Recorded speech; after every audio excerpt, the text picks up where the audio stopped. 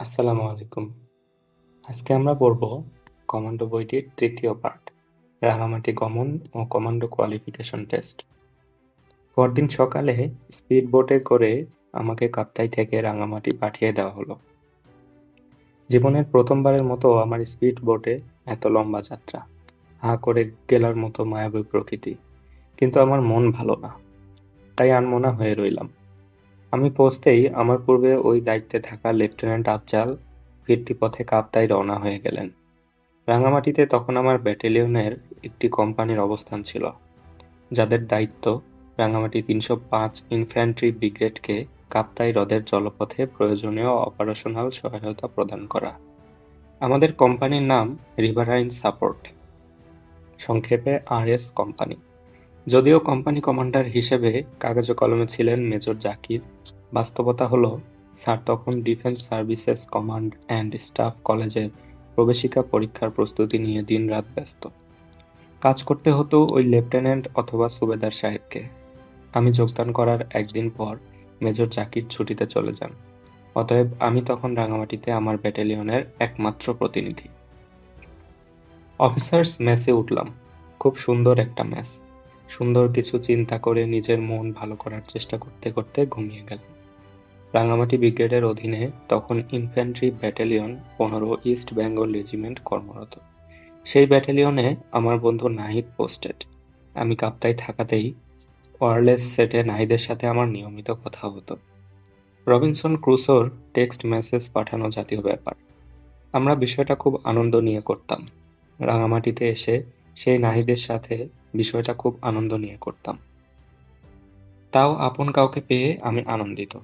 তখন ১৫ ইস্ট বেঙ্গলের অধিনায়ক লেফটেন্যান্ট কর্নেল শফিক। নাহিদ একদিন স্যারের সাথে পরিচয় করিয়ে দিলে স্যার খুব স্নেহ করলেন। নাহিদ জানালো, অধিনায়ক সকলের সাথেই খুব অমায়িক আচরণ করেন। সে কারণে ইউনিটে সবাই খুব আনন্দ নিয়ে কাজ করে। মনের অজান্তেই দুই অধিনায়কের মাঝে তুলনা চলে এলো। দীর্ঘশ্বাস ফেলা ছাড়া আর কিছুই করার নেই। এর মাঝেই ১৫ ইস্ট বেঙ্গল রেজিমেন্টের প্রতিষ্ঠা বার্ষিকী উপলক্ষে এক মনোজ্ঞ সাংস্কৃতিক অনুষ্ঠান হলো। আমি নাহিদের পাশে বসে খুব আনন্দ নিয়ে অনুষ্ঠান উপভোগ করলাম। মেসে সাজোয়া কোরের ক্যাপ্টেন গাজ্জালীর সাথে পরিচয় হলো। স্যার তখন গোয়েন্দা সংস্থায় কর্মরত। তিনি গল্প করতে খুব পছন্দ করতেন। আচরণে তিনি নিপাট ভদ্রলোক, আর আমায় কমান্ডো কোর্স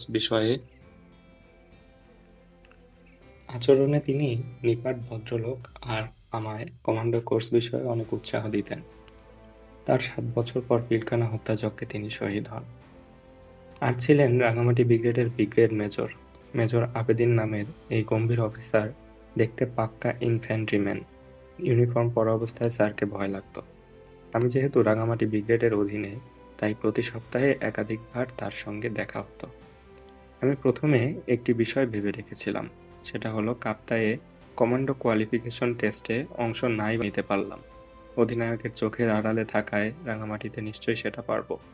কিন্তু রাঙামাটি এসে জানলাম এখানকার প্যারা কমান্ডো কোয়ালিফিকেশন টেস্ট পৌঁছানোর একদিন আগে হয়ে গেছে। অর্থাৎ আমার অধিনায়ক লেফটেন্যান্ট কর্নেল কবির সবকিছু হিসাব করেই আমাকে পাঠিয়েছেন। কিন্তু আমিও হাল ছাড়বো না, একটা বুদ্ধি বের করে ফেললাম। কোর্সমেট এবং সহকর্মী অফিসারদের মারফত খোঁজ নিয়ে জানতে পারলাম চট্টগ্রাম সেনানিবাসে তখন পর্যন্ত কমান্ডো কোর্সের কোয়ালিফিকেশন টেস্ট অনুষ্ঠিত হয়নি। সেটা অনুষ্ঠিত হতে দিন ৪ বাকি। তথ্যটি জানার পর একটা পরিকল্পনার ছক কাটলাম, কিন্তু সেকেন্ড লেফটেন্যান্ট মানুষ কিছুতেই কর্মপন্থা ঠিক করতে পারছিলাম না। তখন শুভাকাঙ্ক্ষীদের পরামর্শে শেষতক একটা রাস্তা মিলে গেল, কিন্তু তার জন্য ব্রিগেড মেজর আবেদিনের দ্বারস্থ হতে হবে। ব্যাপারটা যথেষ্ট আতঙ্কজনক। তারপরেও বেশি সময় নিলাম না। কমান্ডো কোর্সে যাওয়ার তীব্র পাশার কাছে আবেদিন স্যারের ভয় পরাজিত করতেই হবে। একবার ভাবলাম স্যারের কাছে অফিসে গিয়ে বিষয়টা উপস্থাপন করব। পরে সেই প্ল্যান বাদ দিলাম। আবেদিনকে ইউনিফর্ম ছাড়া ভয় লাগে। অতএব অফিসার্স মেস এলাকায় তার নাগাল পেতে হবে। আমি জানতাম সন্ধ্যার পর মেজর আবেদিন প্রায়ই মেসে আসেন। সেদিন ওঁত পেতে বসে রইলাম।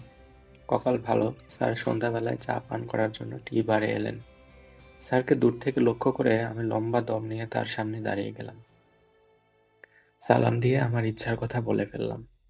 স্যারকে আমার অধিনায়কের মনোভাবের কথাও স্পষ্টভাবে জানিয়ে রাখলাম, যেন বিষয়টি অনুধাবনে তার সুবিধা হয়। সব শুনে মেজর আবেদিন খুব শান্তভাবে জিজ্ঞেস করলেন, তুমি কেন কমান্ডো হতে চাও? আমি প্রথমে অপ্রস্তুত হয়ে গেলেও অল্প সময়ের ভিতরে নিজেকে সামলে নিয়ে যা বললাম সেটা যেন আমার ভিতর থেকে এলো। কারণ স্যার, আমি কমান্ডো না হতে পারলে বাঁচব না। মেজর দিন যার পরনাই বিরক্ত এবং আমোদ পাওয়া একটা চাহনি দিলেন। গাম্ভীর্যটুকু যথাস্থানে রেখে শুধু বললেন, দেখি কি করা যায়। আমি আশা নিরাশার মাঝামাঝি মাংকি রোপে ঝুলে একটা রাত পার করলাম। পরদিন সকাল। চট্টগ্রাম সেনানিবাসে কমান্ডো কোয়ালিফিকেশন টেস্টের বাকি আছে মাত্র 3 দিন। ঘুম থেকে উঠে আল্লাহকে অনুরোধ করলাম তিনি যেন আবেদিন স্যারের মন নরম করে দেন। বেলা 11টার দিকে ব্রিগেড মেজরের অফিসে ডাক পড়ল। রুমে ঢুকে মেজর আবেদিনের মুখের অভিব্যক্তি দেখে পরিস্থিতি আঁচ করার চেষ্টা করে ব্যর্থ হলাম। স্যার বসতে বললেন। এরপর কর্মপরিকল্পনা শোনালেন। আগামীকাল সকালের মিলিটারি ট্রান্সপোর্টেশন মুভমেন্টের সাথে তুমি চিটাগাং চলে যাবে। পরশু খানিক প্র্যাকটিস করে পরের দিন টেস্টে অংশগ্রহণ করবে। যদিও আমি জানি তুমি উত্তীর্ণ হবে। আমি খুশিতে আমার জীবনের দ্বিতীয় হার্ট অ্যাটাক করলাম। প্রথমটা করেছিলাম এইচএসসিতে স্টার মার্কস পাওয়ার পর। আমার মা জননীর হিসাবে আমি বেশি হলে সেকেন্ড ডিভিশন পাওয়ার কথা। আমি আপ্লুত কণ্ঠে স্যারকে ধন্যবাদ জানাতেই তিনি চোখে সেই আমোদ পাওয়ার চাহনি নিয়ে বললেন, আমি চাই না একটা বাচ্চা সেকেন্ড লেফটেন্যান্ট আমার অসহযোগিতার কারণে মারা যাক। আমি আলেকজান্ডারের বেশে ব্রিগেড হেডকোয়ার্টার্স থেকে প্যারেড করে বেরিয়ে এলাম। এখানে উল্লেখ্য, আমি যেহেতু সেই ফেব্রুয়ারিতে রাঙামাটিতে 65 ব্রিগেডের অধীনে কর্মরত, সেহেতু ব্রিগেড হেডকোয়ার্টার্স আমাকে কোনো দায়িত্বে গেলেও কোথাও কাজে লাগাতে পারেন, কারণ আমি অপারেশনালি রাঙামাটি ব্রিগেডের অধীন। সে কারণেই বিএম মেজর আবেদিন আমার ব্যাটালিয়নকে না জানিয়ে আমাকে চট্টগ্রাম সেনানিবাসে পাঠাতে নির্দেশ দিতে পেরেছিলেন। 20 ফেব্রুয়ারি 2023 ভোরবেলায় আমি রাঙামাটি সেনানিবাস থেকে সেনা মুভমেন্টের সাথে চট্টগ্রামের উদ্দেশ্যে রওনা হলাম। অপারেশন অধিনায়কের চোখ ফাঁকি দিয়ে কমান্ডো কোয়ালিফিকেশন টেস্ট পার্টিসিপেশন। ওখানে পৌঁছতে বেলা হয়ে যাবে। পথিমধ্যে পুরো বিষয়টা জানাজানি হলে অধিনায়কের কি প্রতিক্রিয়া হবে এ জাতীয় উৎকণ্ঠা একেবারেই কাজ করছিল না। আমি তখন 22 তারিখের কোয়ালিফিকেশন টেস্টের স্বপ্নে বিভোর। কিন্তু আমার চেনা জানা আর কে অংশগ্রহণ করেছে সেটা জানার কোনো উপায় নেই। তখন মোবাইল ফোনের চল থাকলেও আমার সমমনা বন্ধুদের অধিকাংশই মোবাইল ফোন নেটওয়ার্কের বাইরে রয়েছে। আমি জানতাম কোয়ালিফিকেশন টেস্ট কঠিন হয়, তবে পরীক্ষার সূচিপত্র জানা নেই। এর ভেতর জানতে পারলাম 3 ইস্ট বেঙ্গল রেজিমেন্ট থেকে আমার বন্ধু হাসিব বিকালে সেনানিবাসে এসে পৌঁছেছে।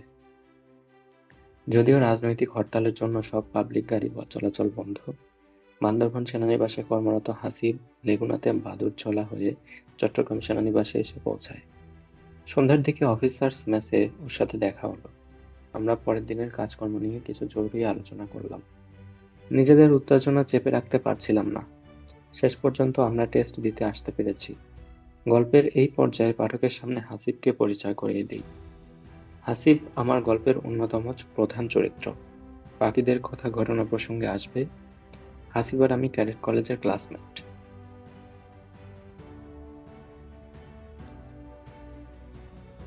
আমি এবং হাসিব একই বছরে যথাক্রমে ফৌজদারহাট ক্যাডেট কলেজ এবং কুমিল্লা ক্যাডেট কলেজ থেকে পাশ করি।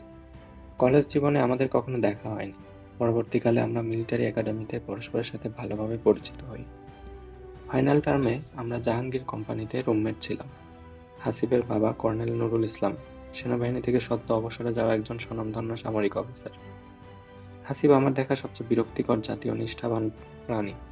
ওর মাথায় কমান্ডার হওয়ার স্বাদ কে ঢুকিয়েছিল জানা নেই, তবে মিলিটারি একাডেমিতে যোগদান করার পর থেকেই কমান্ডো হওয়া জাতীয় বিষয় নিয়ে সুযোগ পেলেই ও সবার সাথে আলোচনা শুরু করত। আমরা রুমমেট থাকা অবস্থায় দেখেছি ও মেজর অবসরপ্রাপ্ত আনোয়ার হোসেনের লেখা হেল কমান্ডো বইটি বালিশের নিচে নিয়ে ঘুমাতে যায়। মেজর আনোয়ার এই বইটি লেখেন পাকিস্তান আর্মিতে স্পেশাল সার্ভিসেস গ্রুপের প্রশিক্ষণ অভিজ্ঞতা নিয়ে। উল্লেখ্য, এসএসজি কমান্ডোরা তাদের পেশাদার আচরণের জন্য সারা পৃথিবীতে সুপরিচিত। মুক্তিযোদ্ধা কর্নেল তাহির একজন এসএসজি কমান্ডো ছিলেন। সুযোগ পেলেই বন্ধু হাসিব হেল কমান্ডো বই নিয়ে আমার সঙ্গে অত্যন্ত আগ্রহ ভরে আলোচনার চেষ্টা করত। আমি শেষের দিকে ওর কর্মকাণ্ড দেখে একরকম বিরক্ত হতাম, কিন্তু বন্ধু আমার হাল ছাড়ার পাত্র নয়। সেই হাসিবের বন্ধু আমি রাজীব জীবনে প্রথম হেল কমান্ডো পড়ি আমার কমান্ডো ট্রেনিং শেষ করার 2 বছর পরে। মিলিটারি একাডেমিতে আর্টস অ্যান্ড ক্রাফটস প্রদর্শনীতে হাসিব অতি আগ্রহ নিয়ে প্যারা কমান্ডো উইং বানিয়ে সবাইকে দ্বিধাগ্রস্ত করে দিয়েছিল। 2002 সালে কমিশন পাওয়ার পরপরই হাসিবের কমান্ডো ট্রেনিং করার ইচ্ছা ছিল। সে সেদিন প্রথম তার বাসনার কথা তার ব্যাটালিয়ন অ্যাডজুট্যান্ট ক্যাপ্টেন আরিককে জানায়। আরিক স্যার তৎক্ষণাৎ হাসিবকে একটা হ্যাভারস্যাকের ভিতরে 8টি ইট কাঁধে চড়িয়ে রিপোর্ট করতে বলেন। এভাবে ঘন্টা দুয়েক থাকার পর হাসিবকে যখন জিজ্ঞেস করা হলো তার কমান্ডো হওয়ার স্বাদ মিটেছে কিনা, জবাবে হাসিব তার স্বপ্নের কথা পুনরায় ব্যক্ত করে। কিন্তু সে বছর বিভিন্ন কারণে হাসিবের পক্ষে আর কমান্ডো ট্রেনিংয়ে যাওয়া হলো না। ইতোমধ্যে আমি নিজেও কমান্ডো ট্রেনিং বিষয়ে প্রতিজ্ঞাবদ্ধ। অতএব আমি আর হাসিব জানতাম আমরা যে কোনো মূল্যে আর্মি কমান্ডো কোর্সে যাচ্ছি। তাই 22 ফেব্রুয়ারির সেই কোয়ালিফিকেশন টেস্ট আমাদের জন্য অতি গুরুত্বপূর্ণ। টেস্টের আগেই জানতাম আমাদের আরেক বন্ধু লেফটেন্যান্ট জাহিদ আমার গল্পের আরেকটি প্রধান চরিত্র। জাহিদ প্রসঙ্গে যথাসময়ে বিস্তারিত বলা হবে। জাহিদ এর নাম ইতোমধ্যে তার ডিভিশন থেকে সেনাবাহিনী প্রশিক্ষণ পরিদপ্তরে পাঠিয়ে দেওয়া হয়েছে। অতএব আমরা দুই বন্ধু নির্ভার বোধ করছিলাম। সেদিন রাত শুয়ে আর ঘুম আসে না। আগামীকাল কি ঘটতে যাচ্ছে সেই উত্তেজনায় চোখ বুজে শুয়ে পড়ে থাকলেও ঘুমের দেখা নেই।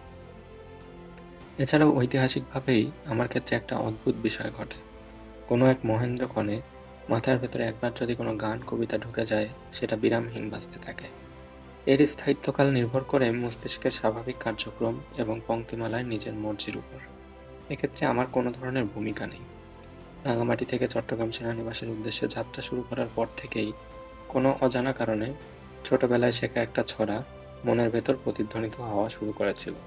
অন্তর মন্তর যন্তর আছে, শিমুল গাছে ভুতুম নাচে, ওরে ভুতুম ভুতানি, খাবি এবার গুতানি। মাথার ভেতর ছড়া শেষ হয়, তারপর প্রশ্নের উদয় হয়, ছড়াকারের নাম জানি কি? কিছুতেই মনে পড়ে না। আমাদের আজকের পর্ব এই পর্যন্তই। পরবর্তী পর্ব খুব তাড়াতাড়ি আসছে, আমাদের সঙ্গেই থাকুন। ধন্যবাদ।